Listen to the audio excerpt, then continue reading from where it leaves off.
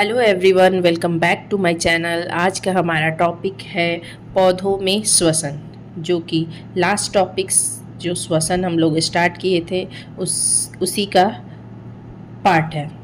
पौधों में श्वसन।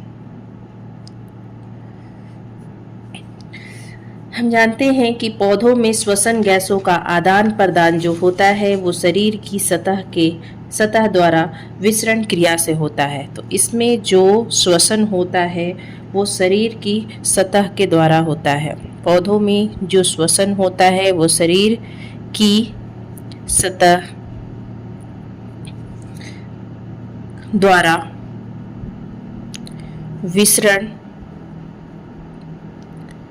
विसरण क्रिया से होता है। विसरण क्रिया से होता है। इसके लिए ऑक्सीजन युक्त वायुमंडल से ऑक्सीजन युक्त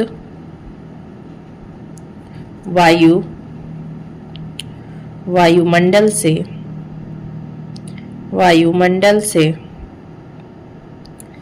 पत्तियों के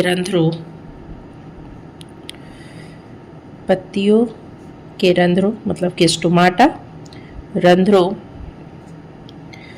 पुराने वृक्षों की, जो पुराना वृक्ष हो जाता है, पुराने वृक्षों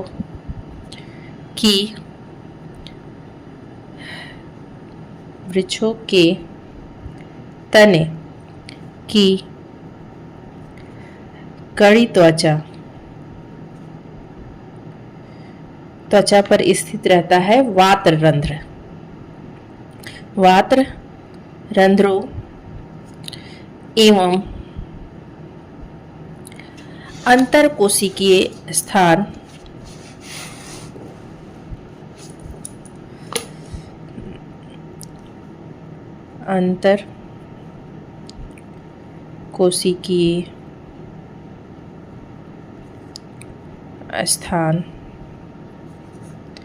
द्वारा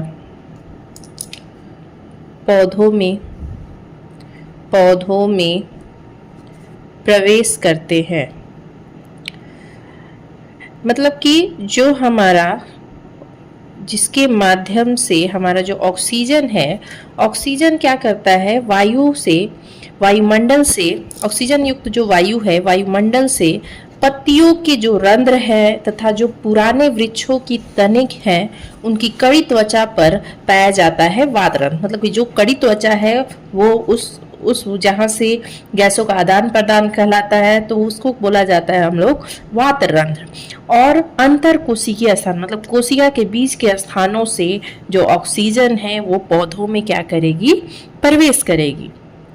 अब क्या होगा कि पौधों की जो जड़ें हैं वो मिट्टी के कणों के बीच के स्थानों में स्थित हवा से क्या करेंगे, ऑक्सीजन को ग्रहण करेंगे। अब जड़ों से निकले जो मूल रोम हैं, जो एपिडर्मल कोशिकाओं से विकसित होते हैं, मिट्टी के कणों के बीच में क्या होते हैं, ये फैले होते हैं। मतलब कि जड़ में जो मौजूद मूल रोम है, जड़ में मौजूद, देखिए गैसों का आदान प्रदान जो होता है ना, वो एक तो शरीर की सतह और पत्तियों के रंध्र से होते हैं। जो पुराने वृक्ष हैं उनकी जो पुराने वृक्ष होते हैं उनमें भी जो श्वसन होता है वो वातरंध्रों और अंतरकोशिकीय स्थानों से होते हैं। फिर आता है जड़ें, मतलब कि हर चीज पौधों में श्वसन में भाग लेते हैं। तो जो जड़ है उनमें मौजूद जो मूल रोम है उनसे श्वसन की प्रक्रियाएं भी होती हैं। तो इन्हीं मूल रोमों से क्या होता है, इन्हीं मूल रोमों से ये ऑक्सीजन ग्रहण करेंगे और हमारा कार्बन डाइऑक्साइड क्या करेंगे, बाहर करेंगे।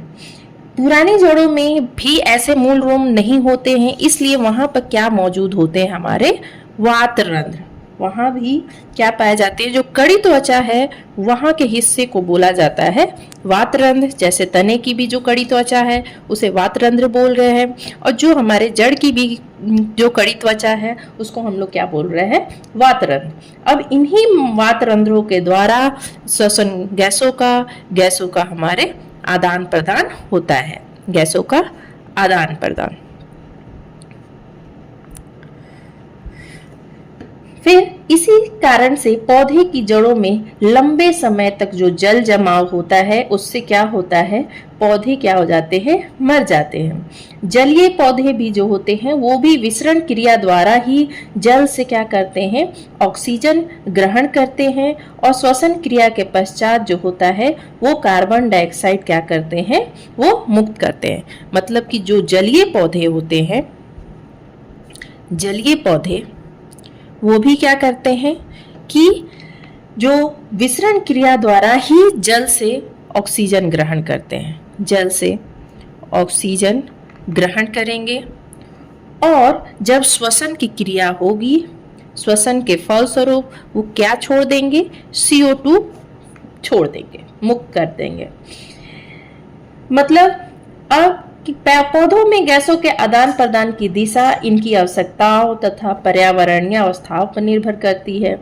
जैसे दिन में जो श्वसन करते हैं पौधे, उनमें और श्वसन से निकली जो कार्बन डाइऑक्साइड गैस का उपयोग पौधे क्या करते हैं, प्रकाश संश्लेषण में। जो दिन में श्वसन होता है, दिन में श्वसन, उनसे जो निकलता है क्या, CO2, उसका यूज पौधे क्या करते हैं, पौधे करते हैं प्रकाश संश्लेषण में, प्रकाश संश्लेषण में।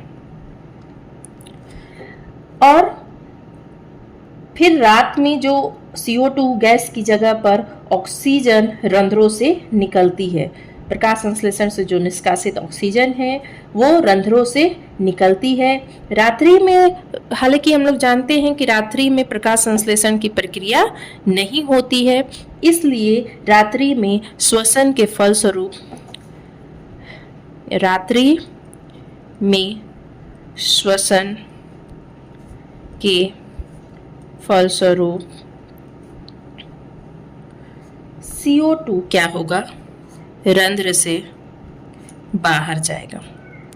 ठीक है, तो क्या होगा कि दिन में जो श्वसन होगा CO2 उसका यूज क्या करेंगे, प्रकाश संश्लेषण में करेंगे और ऑक्सीजन को क्या करेंगे, वो बाहर निकालेंगे। लेकिन रात्रि में चूंकि प्रकाश संश्लेषण की प्रक्रिया नहीं होती है, इसलिए श्वसन के फलस्वरूप क्या निकलता है, CO2 क्या होंगे, रंध्र से बाहर निकलेंगे। पौधों में श्वसन की क्रिया और जंतुओं में श्वसन की क्रिया निम्नलिखित प्रकार से भिन्न है। पहला हो जाएगा आपका कि पौधों के प्रत्येक भाग में श्वसन होता है, जैसे जड़ में भी हो रहा। अब जैसे देख चुके हैं कि पत्तियां भी कर रही है, शरीर की सतह भी कर रही हैं, तने भी कर रहे हैं, हमारा जड़ भी श्वसन कर रहा है। जड़, तना, पत्ती, हर एक पार्ट हमारा श्वसन में भाग ले रहा है। ये किस में है, पौधों में, जबकि जंतुओं में ऐसा नहीं है। जंतुओं में की तरह पौधों में श्वसन गैसों का परिवहन भी नहीं होता है। जंतुओं में श्वसन पौधों के जैसा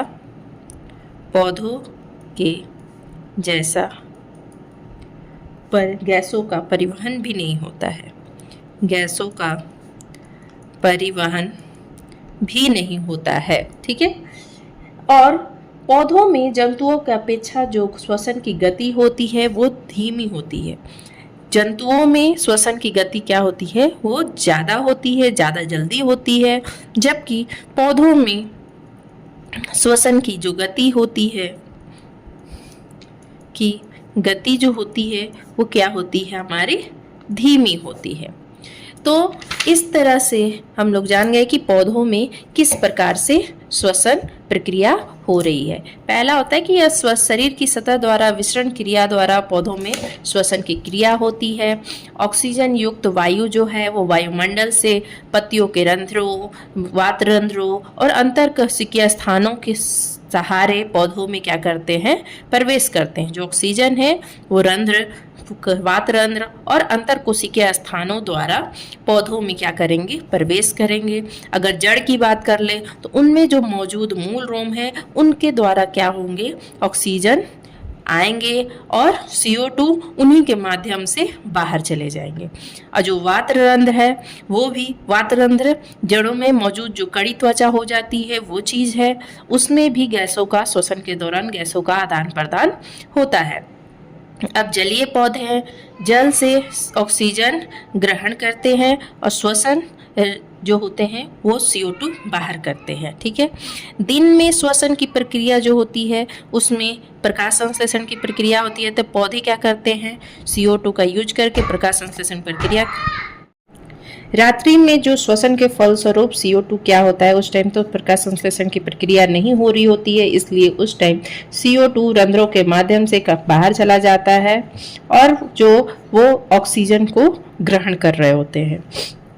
पौधों और जंतुओं में श्वसन की प्रक्रिया कुछ इस प्रकार भिन्न है कि जो पौधे हैं उनमें हर पार्ट जो होता है वो श्वसन कर रहा होता है, लेकिन जंतुओं में ऐसा नहीं होता है।